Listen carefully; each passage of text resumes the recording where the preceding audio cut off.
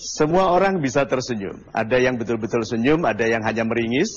Tetapi ada gerakan fisik di wajah yang kelihatan seperti ada kesenangan di hati dan dikomunikasikan sebagai cara untuk mengundangkan kesenangan yang sama. Tetapi ada senyum-senyum yang tidak tulus. Dan yang kadang-kadang disebut senyum buaya itu. Saya pun punya senyum-senyum buaya saya, tetapi karena saya sudah terlatih untuk tidak ada niat tidak baik di dalam senyum, senyum buaya saya bagi keluarga saya adalah rencana untuk ngerjain, untuk ngakalin, untuk mengagetin. Nah, jadi yuk kita dalam program ini mengalihkan pengertian senyum buaya yang mungkin ditempelkan ke kita menjadi senyum jahil yang mau kasih hadiah, yang mau mengagetkan istri atau anak-anak. Jadi senyum yang dikenali bukan sebagai senyum kegembiraan, tapi senyum sederhana. Bahwa kita semua di dalam hubungan kita dengan orang lain menggunakan formula.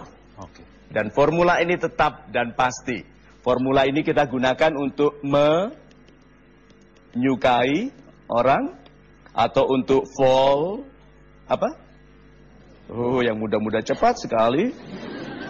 Kalau yang tua-tua jawabannya fall out of love.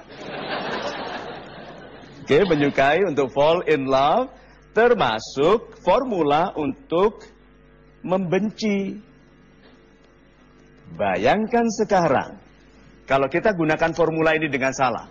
Yang paling berbahaya adalah apabila ini orang baik, kita tolak.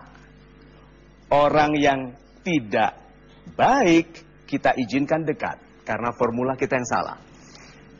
Cara mengenalinya adalah apabila hidup kita belum kuat, belum mapan, belum berwibawa, belum berwenang. Pasti ada yang harus diperbaiki dalam cara kita menyukai atau menolak orang. Kadang-kadang kita itu ingin sekali dicintai. Gitu. Padahal dia ini tidak mencintai kita. Yang cinta itu kita. Dia tidak. Kita paksa. Ya, dia tidak cinta-cinta. Kenapa? Rasa cinta itu pemberian dari Tuhan. Dia nggak bisa dipaksa. Padahal ada satu pria lagi. Kecil, kagetan, begitu. Yang sangat mencintai Anda. Kan kecil sekarang karena belum dikasih makan. Tapi diabaikan, bayangkan. Dan orang ini karena tahu dia sangat butuh diterima.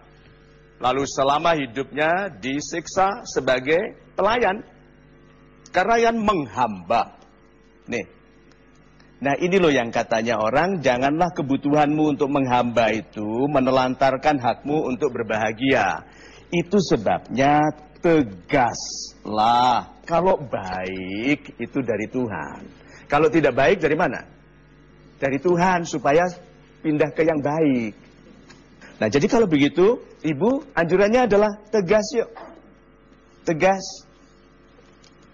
Let love find you. Izinkan cinta itu menemukan Anda. If you are worthy of love. Kalau Anda pantas untuk dicintai.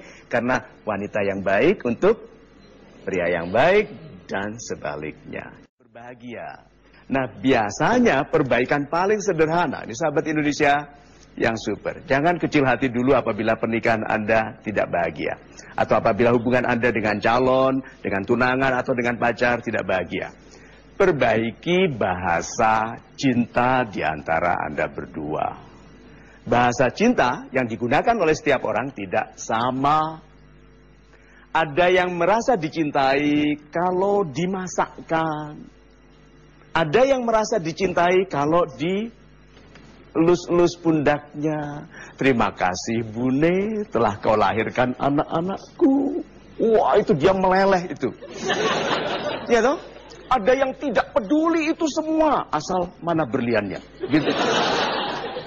Itu namanya love language. Itu namanya bahasa cinta. Dan setiap orang tidak sama. Anjurannya bagi kita semua adalah untuk mundur dulu.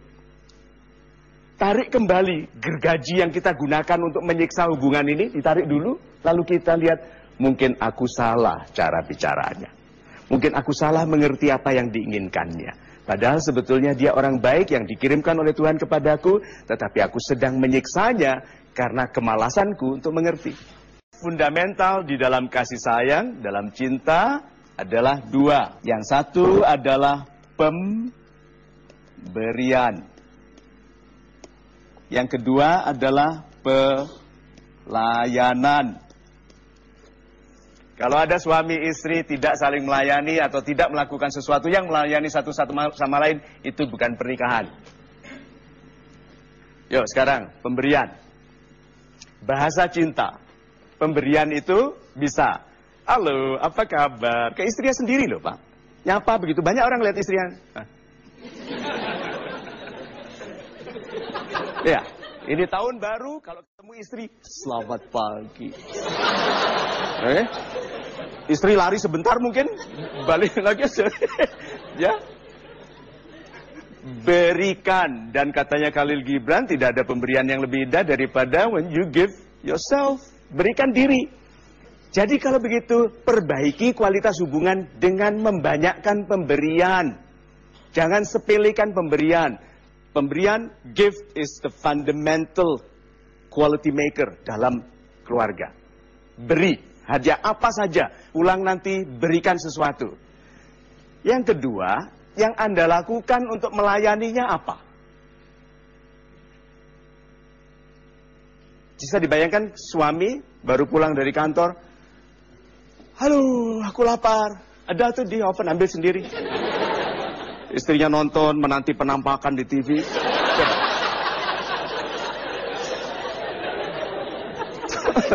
Ya. Semua pernikahan menjadi kering, dingin, begitu satu sama lain tidak melayani, dan menjadi indah sekali kalau melayani. Jadi kalau gitu pulang nanti, berikan sesuatu kepada orang yang Anda sebut kecintaan hati itu, lakukan sesuatu untuk menyenangkannya. Karena love is respect. Jadi kalau wanita pantas dihormati, dia akan dihormati oleh orang yang mengerti hormat. Dan pasti orang terhormat. Kalau begitu ada banyak hal yang harus dilakukan dari sudut penghormatan. Tidak ada ruginya kita menjadi pribadi yang penuh hormat, supaya orang-orang yang tidak mengerti hormat jengah bergaul dengan kita, sehingga akhirnya hanya orang-orang yang mengerti penghormatan yang bergaul dengan kita. Yuk jadilah pribadi yang tegas untuk segera sadar bahwa ini tidak baik bagiku, maka ada dua hal pilihanku. Satu, memperbaiki diriku agar aku sesuai dengan keadaan yang baru, yang menjadi hakku, karena Tuhan menjamin tidak ada hak asliku pada Tuhan, tapi Tuhan telah memberikan hakku bahwa hidupku akan lebih baik kalau aku berupaya. Itu hak. Yang kedua, aku tegas memilih di mana aku berdiri.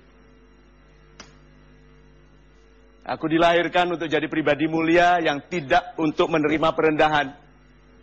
Yang tidak untuk diperdaya, karena tidak mungkin lagi aku menghambakan diriku kepada cinta dengan mengabaikan hakku untuk berbahagia. Aku pribadi yang mandiri, yang tegas dan tahu hakku untuk berbahagia.